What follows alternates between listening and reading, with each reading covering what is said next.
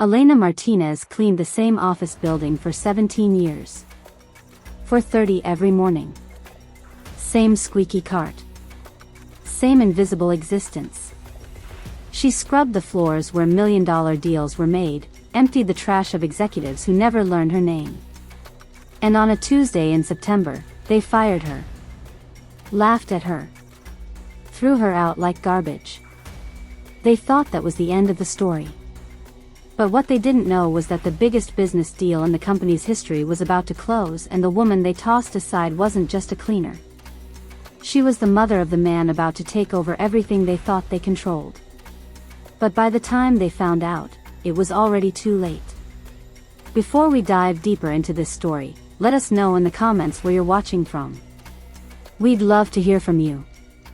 And if you're new here, click that subscribe button so you never miss any of our upcoming videos. Her name was Elena Martinez, and for 17 years, she cleaned the floors of Hartwell Industries, a mid-sized manufacturing company in suburban Chicago. Every morning at 4:30, while most of the city still slept, Elena would arrive at the building. Her keys would jingle softly as she unlocked the side entrance, the one reserved for maintenance staff. She'd push her cart through the silent hallways, the wheels squeaking against polished floors, and she'd begin her work. Wiping down conference tables. Emptying trash bins. Scrubbing coffee stains from break room counters. She moved through that building like a ghost, invisible to almost everyone who worked there. People would walk past her without a word, without even a glance. To them, she wasn't a person with dreams, with a family, with a story. She was just the cleaner. But Elena didn't mind the invisibility. Not really. She had learned long ago that pride doesn't fill your stomach or pay your bills. What mattered was the work. What mattered was coming home each night knowing she'd done her best, knowing she'd provided for her son. Because that's what everything was about. Her son. Daniel. 25 years ago, Elena had arrived in Chicago with nothing but a suitcase and a promise she'd made to herself. She would build a better life. She would give her child opportunities she never had. When Daniel was born, his father left. Just walked out one cold November morning and never came back. So it was just the two of them. Mother and son. Elena and Daniel against the world. She worked 2 jobs for years. Cleaning offices at night, working at a laundromat during the day. She'd come home exhausted, her hands raw from chemicals, her back aching, but she'd still help Daniel with his homework. Still read to him before bed. Still told him the same thing every night. You're going to do great things, Mijo. You're going to make a difference. And Daniel believed her. He studied hard, stayed out of trouble, earned scholarships. When he graduated high school at the top of his class, Elena cried tears of joy at the ceremony. When he got accepted into Stanford with a full scholarship to study business, she held his acceptance letter and whispered a prayer of gratitude. He left home at 18, determined to build something, to become someone. He called her every week without fail. Mom, I'm going to make you proud. I promise. And then, 12 years ago, those calls became less frequent. Not because he loved her less, but because he was building something big. Something that required every ounce of his focus and energy. Elena didn't understand the details. She just knew her son was working for some big company out in California, climbing the ladder, making a name for himself. She'd ask him when he was coming home, and he'd say soon, Mom. Soon. In the meantime, Elena kept cleaning. Kept showing up at 4:30 every morning. Kept being invisible. But she didn't mind. Because she had her son's voice in her ear, telling her about his latest project, his latest achievement. She had the knowledge that all her sacrifice, all those years of struggle, had been worth it. Her son was out there, living the dream she'd built for him brick by brick, shift by shift, floor by floor. At Hartwell Industries, Elena had become part of the furniture. She'd been there so long that new employees just assumed she came with the building. Management barely acknowledged her existence, except when something wasn't clean enough or when budget cuts were being discussed. She'd survived 3 rounds of layoffs over the years, always by the thinnest of margins. She wasn't expensive to keep, and someone had to clean the building. But there were people in that office who resented her. Not for anything she'd done, but simply for existing. For being a reminder that not everyone wore expensive suits or drove luxury cars. For being poor in a place that worshipped success. One of those people was Christine Porter. Christine was the head of human resources, a woman in her early 40s who'd clawed her way up from an entry-level position through a combination of competence and ruthlessness. She wore designer clothes, drove a BMW, and had perfected the art of looking down her nose at people. Christine had a particular disdain for Elena. Maybe it was because Elena reminded her of where she'd come from, of the poverty she'd escaped and desperately wanted to forget. Or maybe it was simply because Christine enjoyed having someone beneath her, someone she could belittle without consequences. Whatever the reason, Christine made Elena's life difficult whenever possible. Complaining about imaginary messes. Criticizing Elena's work in front of others. Making snide comments about her accent, her clothes, her age. But Elena endured it all with quiet dignity. She needed this job. The pay wasn't great, but it came with health insurance, and at 58 years old, she couldn't afford to lose that. So she smiled, nodded, and kept cleaning. Until 3 months ago, when everything changed. It started with rumors.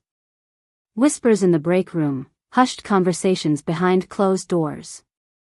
Hartwell Industries was being acquired. Some massive conglomerate out of California was buying them out, and nobody knew what that meant for their jobs. People were nervous. Anxious. And when people are anxious, they look for someone to blame, someone to take their frustrations out on. Elena became that someone. It was a Monday morning in late September when things came to a head. Elena had just finished cleaning the executive conference room when Christine walked in with 2 other managers, Sharon and Robert. They were laughing about something, some inside joke Elena wasn't privy to. She smiled politely and moved to leave, pushing her cart toward the door. That's when Christine spoke. "Elena, wait." There was something in her tone, something sharp and gleeful that made Elena's stomach clench. She turned around. "Yes, Miss Porter." Christine walked over to the conference table and ran her finger along its surface, then held it up, examining it with exaggerated scrutiny.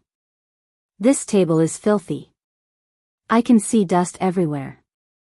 How do you expect us to have important meetings in here when you can't even do your job properly?" Elena's face flushed. She'd cleaned that table just 10 minutes ago. It was spotless. I cleaned it this morning, Miss Porter." "It should be." Christine cut her off. "Should be? Should be isn't good enough. You know, Elena, we're going through a transition right now. The company is being acquired, and we need to present ourselves as a first-class operation. Having substandard cleaning staff doesn't exactly help our image." Sharon and Robert exchanged glances, smirking. Elena felt something twist in her chest. Humiliation. Anger. Fear. "I work very hard, Miss Porter. I've worked here for 17 years without complaint. I've never." Christine laughed, a cold sound that echoed in the empty conference room. 17 years? Maybe that's the problem. Maybe you've been here too long. Maybe it's time for some fresh blood. Before we dive deeper, let us know in the comments where you're watching from. We'd love to hear from you. And if you're new here, click on the subscribe button so you never miss any of our upcoming videos. The words hung in the air like a threat. Elena's hands trembled as she gripped her cart. "Please, Miss Porter. I need this job. I have bills, I have." She stopped herself before saying more. She wouldn't beg. Wouldn't give them that satisfaction. Christine's smile widened. Well, we all have bills, Elena. That's called being an adult. Maybe you should have thought about that before letting your standards slip. Now, I want this entire floor deep cleaned by tomorrow morning. Every office, every window, every corner. If I find a single speck of dust, we're going to have a very different conversation. Do you understand? Elena nodded, blinking back tears. Yes, Miss Porter. Good. Now get to work. We have actual important things to discuss. Elena left the conference room with her head down, her vision blurred with unshed tears. Behind her, she could hear them laughing. Did you see her face? God, some people just can't handle criticism. Maybe the new ownership will finally clean house. Get rid of all the dead weight. The words followed Elena down the hallway like ghosts. She found the nearest bathroom, locked herself in a stall, and let the tears come. Silent, shaking sobs that she muffled with her hand pressed against her mouth. She'd never felt so small, so worthless. After 17 years of service, this was how they saw her. Dead weight. Substandard. Dispensable. That night, Elena worked until midnight, deep cleaning every inch of the floor like Christine had demanded. Her knees ached from kneeling, her shoulders burned from scrubbing, but she kept going. She couldn't afford to lose this job. Couldn't afford to give them any excuse. When she finally got home at 1 a.m, she was too exhausted to eat. She collapsed into bed still in her work clothes and stared at the ceiling, wondering how much longer she could keep doing this. How much more humiliation she could endure. She thought about calling Daniel, but what would she say? That his mother was being bullied at work like a child? That after everything she'd sacrificed, she still couldn't command basic respect? No. She wouldn't burden him with that. He had his own life, his own career. She'd figure this out on her own, just like she always had. The next day, Christine inspected Elena's work with a magnifying glass, literally. She walked through the offices with Sharon, pointing out microscopic imperfections, shaking her head dramatically. Elena followed them like a condemned prisoner, her heart sinking with each criticism. Finally, Christine turned to her. This is unacceptable, Elena. I gave you a simple task, and you failed.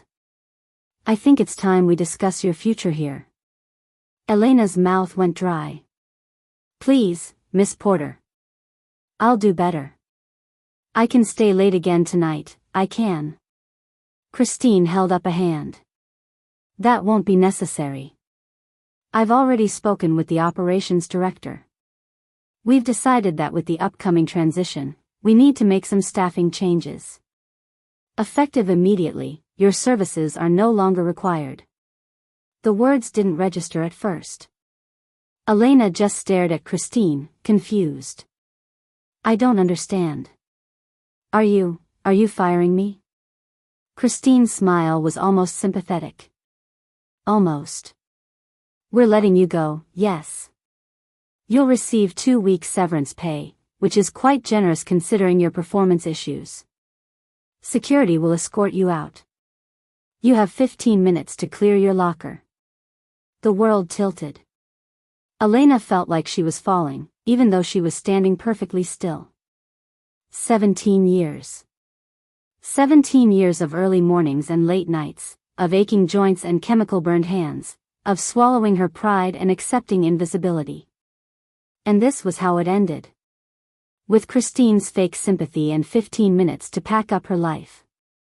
Please, Elena whispered. Please don't do this. I need this job. I have nowhere else to go. But Christine had already turned away, already moving on to the next item on her agenda. The security guard, a young man who'd always been kind to Elena, looked uncomfortable as he waited to escort her out. Ma'am, I'm sorry. I have to ask you to come with me. Elena nodded numbly. She walked to her locker on autopilot, her hands shaking as she gathered her few belongings. A spare uniform. A photo of Daniel from his college graduation. A coffee mug he'd given her years ago that said "World's Best Mom." That was it. 17 years, and this was all she had to show for it. As the security guard walked her through the lobby, Elena saw Christine watching from the second-floor balcony, arms crossed, satisfaction written all over her face. Other employees stopped and stared. Some looked sympathetic. Most just looked away, grateful it wasn't them. Elena walked out of Hartwell Industries for the last time at 2:15 in the afternoon on a Tuesday. The autumn sun was bright and cruel, making her squint as she stood on the sidewalk, clutching her small box of belongings. She didn't know where to go or what to do. So she just started walking. One foot in front of the other, not really seeing the street or the buildings or the people passing by. Just walking. Trying not to think about how she'd pay rent next month. How she'd afford her medications. How she'd explain to Daniel that she'd been thrown away like trash. That night, for the first time in over a decade, Elena called her son and told him everything. She tried to stay strong, tried to keep her voice steady, but halfway through the story, she broke down. They threw me away, Mijo. Like I was nothing. Like all those years meant nothing. Daniel's voice on the other end of the line was quiet, controlled. Too controlled. Mom, I need you to listen to me very carefully. What's the name of the company again? Hartwell Industries, Elena said, wiping her tears. Why? There was a long pause. Then Daniel said something that confused her. Mom, I love you. And I promise you, this isn't over. Not even close. The acquisition goes through next week. And when it does, everything changes. I'll call you soon. Elena didn't understand what he meant. What acquisition? What changes? But before she could ask, Daniel had already hung up, leaving her alone with her confusion and her grief. The following Monday, Hartwell Industries buzzed with nervous energy. The acquisition was being finalized. The new parent company, Meridian Group, was officially taking over. Everyone had questions. Would there be layoffs? Restructuring? Would their benefits change? Most importantly, who was running this new operation? Meridian Group was huge, a multi-billion-dollar conglomerate with holdings across a dozen industries. But they were also notoriously secretive. Nobody at Hartwell had met anyone from Meridian's leadership team. All the negotiations had been handled by lawyers and intermediaries. Until today. Today, the new CEO was coming to address the staff. Everyone had been called into the main auditorium at 10 o'clock for the announcement. Christine Porter stood near the front with the other department heads, smoothing down her designer suit, practicing her welcoming smile. This was her moment. A chance to make a good impression on the new leadership, to position herself as indispensable. The auditorium filled quickly. 300 employees packed into rows of seats, whispering speculation and rumors. At exactly 10 o'clock, the lights dimmed slightly, and a figure walked onto the stage. Tall, mid-30s, wearing an impeccably tailored suit. Dark hair, confident stride, the kind of presence that demanded attention without saying a word. He approached the microphone and smiled. Good morning. My name is Daniel Martinez, and I'm the Chief Executive Officer of Meridian Group. The room erupted in polite applause. Daniel waited for it to die down, his eyes scanning the crowd. Christine felt a small flutter of unease. Martinez. That name. It sounded familiar somehow, but she couldn't place it. Daniel continued. Some of you might be wondering why Meridian acquired Hartwell Industries. The truth is, we see enormous potential here. Great products, solid infrastructure, dedicated workforce. But we also see areas where significant improvement is needed. He paused, and his expression hardened slightly. Particularly in how this company treats its people. The room went silent. People exchanged confused glances. Daniel's voice remained calm, but there was steel beneath it. Over the past 3 months, my team has been conducting a thorough review of Hartwell's operations. We've examined financial records, employee satisfaction surveys, and internal communications. And what we've found is troubling. A culture where certain individuals are valued, and others are treated as disposable. Where cruelty masquerades as professionalism. Where 17 years of loyal service can be erased with 15 minutes notice. Christine's stomach dropped. No. No, it couldn't be. Daniel continued, and now his eyes found her in the crowd. My mother, Elena Martinez, worked for this company for 17 years as a custodial staff member. She was one of the hardest working people I've ever known. She raised me by herself, sacrificed everything to give me opportunities she never had. She came to this country with nothing and built a life through sheer determination and dignity. The auditorium was dead silent now. Every head had turned toward Christine, whose face had gone white as paper. And 3 weeks ago, Daniel said, his voice dropping to something cold and precise, she was fired. Not because of performance issues. Not because of budget cuts. But because certain individuals in this organization decided she wasn't worthy of basic human respect. Because bullying someone who couldn't fight back made them feel powerful. The silence was suffocating. Christine wanted to run, to disappear, to be anywhere but here. Daniel pulled out a folder and held it up. I have the security footage. I have the emails. I have witness statements from other employees who were too afraid to speak up. I know exactly what happened, and I know exactly who was responsible. He set the folder down on the podium. Christine Porter, Sharon Matthews, Robert Chin. The 3 of you will meet with HR, our HR, in 1 hour. Your employment with this company is terminated effective immediately. Security will escort you out. You'll receive the legally required minimum severance, nothing more. And I want to be very clear. This isn't revenge. This is accountability. The auditorium erupted in whispers and gasps. Christine felt like she was drowning, unable to breathe. Sharon looked like she might faint. Robert just stared at his shoes, defeated. Daniel's voice cut through the noise. To everyone else here, this is your chance for a fresh start. We're implementing new policies, new training, new leadership. Anyone who doesn't treat their colleagues with dignity and respect will not have a place in this organization, regardless of their position or seniority. Merit matters. Performance matters. But so does basic human decency. He paused, then smiled, and his expression softened. Now, there's someone I'd like you all to meet. Mom, can you come out here? The side door of the auditorium opened, and Elena Martinez walked in. She looked smaller than usual, hesitant, overwhelmed by the attention. But when she saw her son on that stage, her face lit up with a smile that could have powered the building. Daniel walked down from the stage and met her halfway, wrapping her in a tight embrace. The auditorium erupted in applause, genuine this time.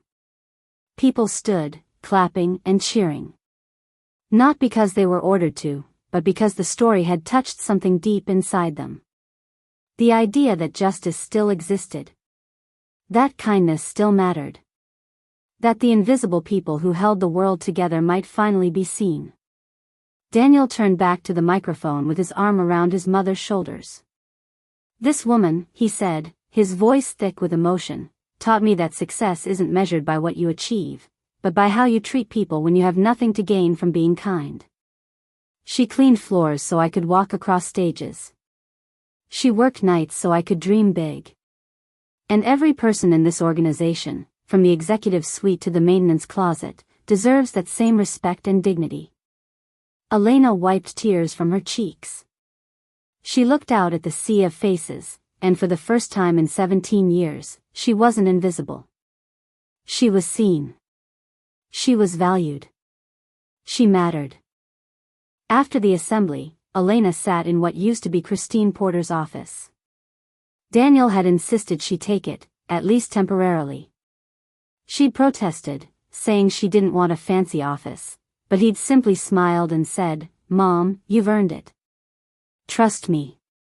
Now she sat in the leather chair, looking at the polished desk and the view of downtown Chicago, and she couldn't quite believe any of this was real.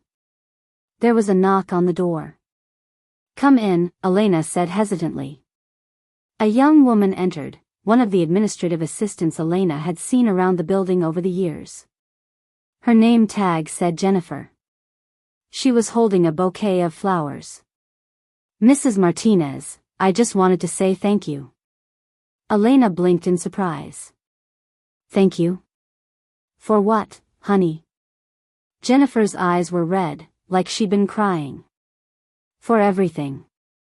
For showing up every day even when people treated you badly. For being kind even when nobody deserved it. And for raising a son who actually cares about doing the right thing."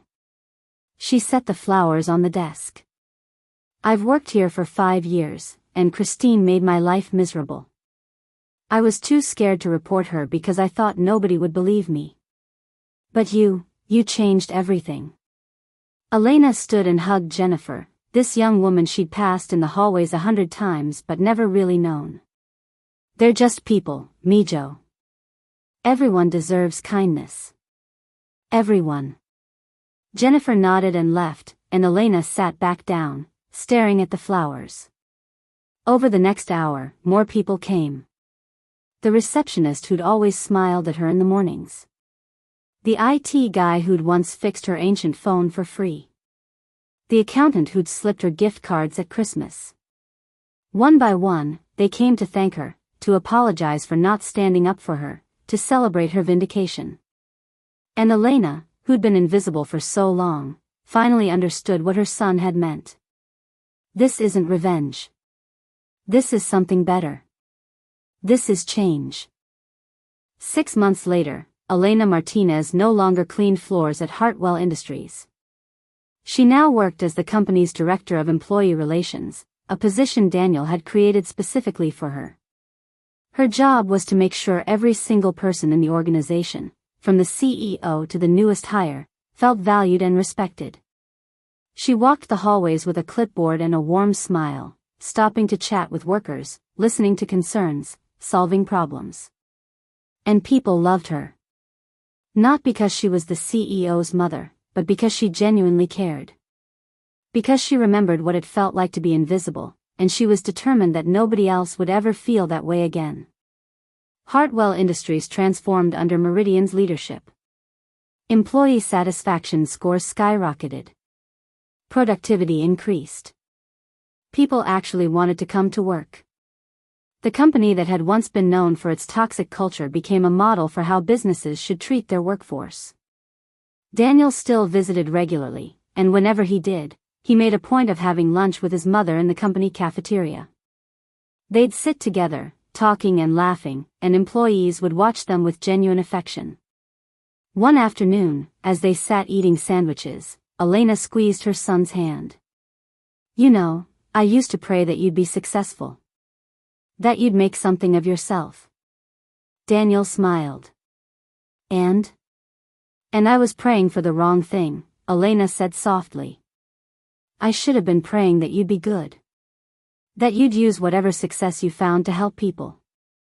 That's what matters. Not the money or the titles.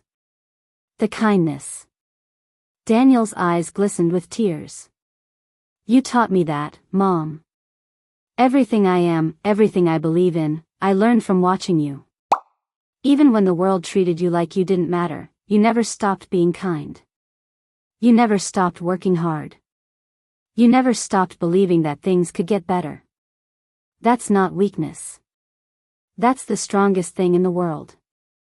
They sat in comfortable silence for a moment, surrounded by the buzz of cafeteria conversations. Then Elena laughed softly. "What?" Daniel asked. I was just thinking, Elena said. Christine Porter probably thought firing me was the worst thing that could happen. But it was actually the best. Because it brought you here. It changed everything. Sometimes God works in mysterious ways. Daniel raised his coffee cup. To mysterious ways. Elena clinked her cup against his. To mysterious ways. And to invisible people everywhere. May they finally be seen. So here's my question for you. If you'd been working at Hartwell Industries, would you have stood up for Elena when Christine was bullying her? Or would you have looked away, grateful it wasn't you? It's easy to say we'd be the hero in someone else's story. It's harder when your own job is on the line, when speaking up might cost you something real. But that's exactly when it matters most. Because every single day, in offices and warehouses and restaurants and hospitals, there are people being treated like they're invisible. People whose hard work goes unnoticed. People whose dignity is trampled on by others who've forgotten that power is a responsibility, not a weapon. And maybe you can't fire the bullies. Maybe you can't change company policy or bring in new leadership. But you can say thank you. You can acknowledge someone's humanity. You can refuse to laugh at cruel jokes. You can be the person who sees the invisible. Because here's the truth that Christine Porter learned too late. The people you dismiss, the ones you treat like they don't matter, might just surprise you. That janitor might be raising the next CEO. That quiet coworker might be fighting battles you know nothing about. That person you walk past without a glance might be the strongest, most resilient human being you'll ever encounter. And one day, one way or another, the tables turn. Justice catches up. The overlooked become impossible to ignore. Elena Martinez spent 17 years being invisible. But she was never insignificant. She was building something greater than herself, investing in a future she believed in even when the present was cruel. And in the end, that investment paid dividends she never could have imagined. Not in revenge, but in transformation. Not in punishment, but in change. So think about your own life. Who have you made invisible? Who have you dismissed or overlooked or treated as less than? And more importantly, what are you going to do about it? Because the measure of a person isn't what they achieve when everyone's watching. It's how they treat others when they think nobody will ever find out. Christine Porter thought nobody was watching. She was wrong. Somebody's always watching. And sometimes, that somebody has the power to rewrite the entire story. If you found this story meaningful, consider what message you want to leave in the world. Will you be remembered as someone who lifted others up, or as someone who pushed them down? The choice is yours. And it's a choice you make every single day, in 1,000 small interactions that you think don't matter. But they do. They always do. Everything matters. Everyone matters. Remember that. Thank you for watching.